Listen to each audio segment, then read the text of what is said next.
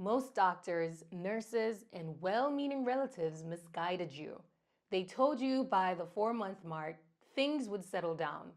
They promised you a rhythm. Instead, you're standing in your kitchen at 3 a.m., rocking a frustrated baby, wondering why you feel like a failure. I'm Nesta Lumpkin. After nearly 2 decades in the high-stakes world of TV news, I know when a story is missing the mark. The infamous 4-month sleep regression isn't a medical mystery. It can be overcome with a system of calculated responses. Today, I'm dropping the truth bomb the hospital didn't tell you. Your baby isn't broken, but your strategy is. If you're ready to stop being a victim of outdated advice, let's get to it. Now, before we pull back the curtain on these strategies, I have to give you a warning. Later in this video, I'm going to address the elephant in the room, the dreaded cry it out method, and why many pediatricians still recommend it as the only option for your baby. The truth is, sleep regressions are a big misconception. First, regressions can happen randomly and not when you think it should happen at 4 months, meaning it can occur sooner or later. Second, your baby is actually progressing. Their brain is shifting from newborn sleep to adult-like sleep cycles when they get to the 4-month mark. They are now experiencing light sleep, deep sleep, and this is the kicker, active wakefulness.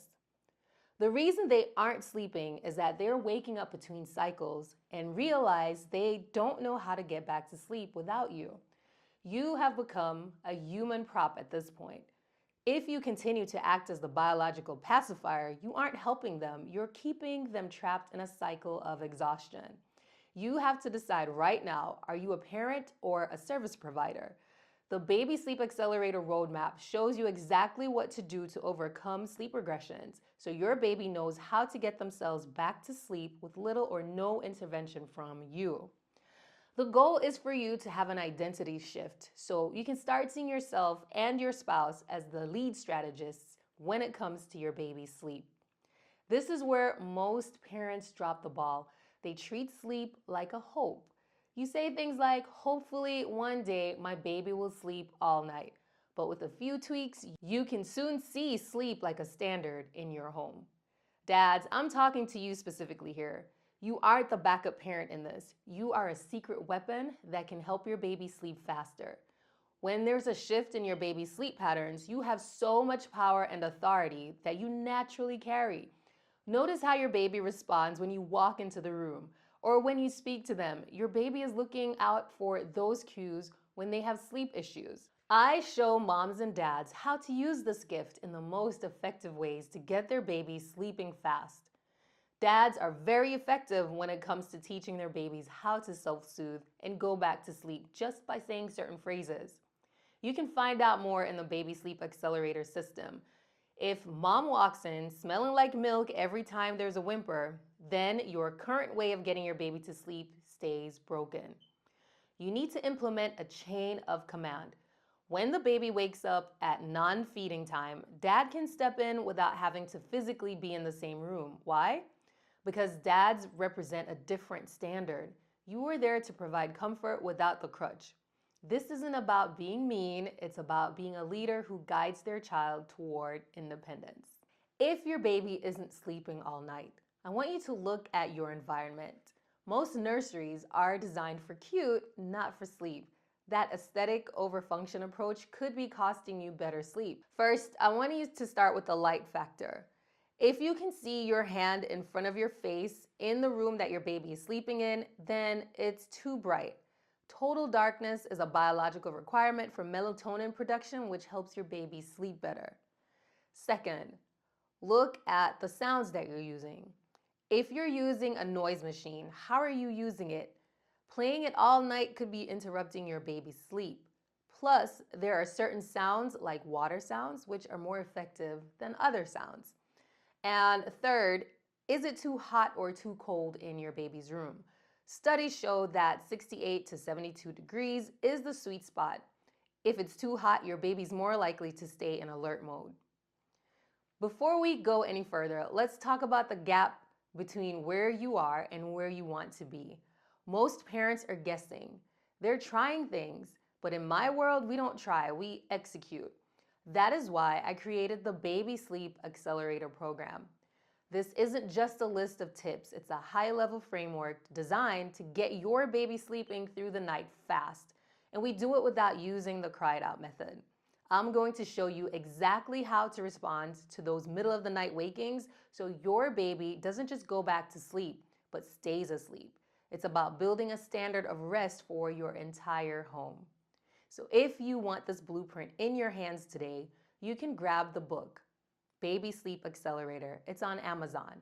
Whether you prefer to read it or listen to the audiobook during those late night feeds, it's your tactical manual for postpartum success.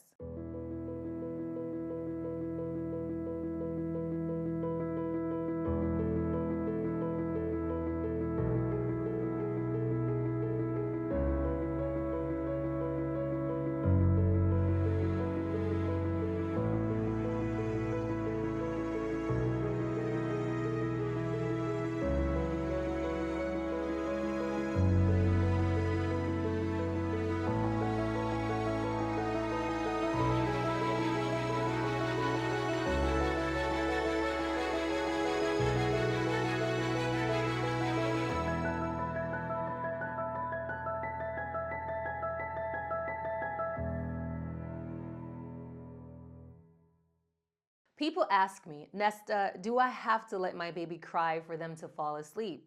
The answer is a clear no. In the Baby Sleep Accelerator blueprint, we have several ways you don't have to let your baby cry it out. Many times, parents will ask their pediatrician about baby sleep.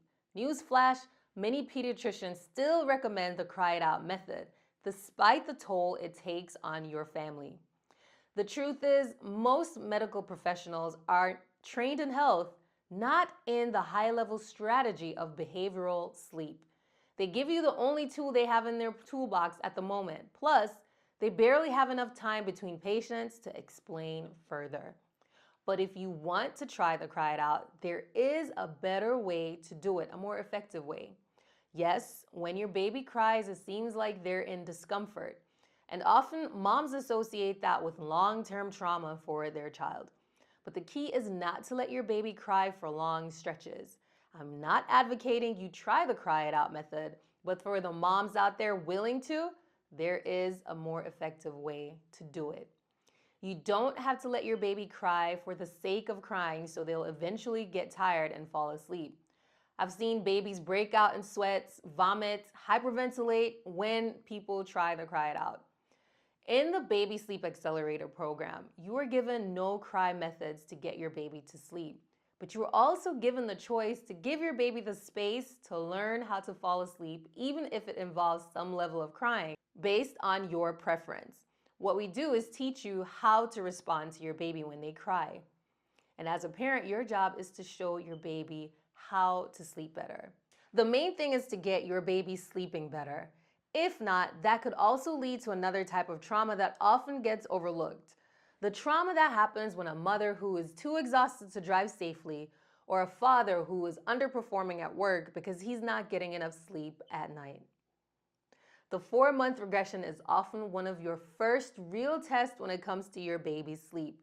You can either sink into survival mode and hope it passes, and spoiler alert, it can linger for months and years, or you can install a system that guarantees 12 hours of sleep. I help moms and dads reclaim their power, their health, and their joy, because the best gift you can give your children is a well-rested version of you. If you found these tips helpful, hit that like button and subscribe. If you're ready to move from survival to success right now, click the link in the description to join my school group for a 7-day free trial. I'll see you in the next video, and hopefully I'll see you sleeping through the night soon.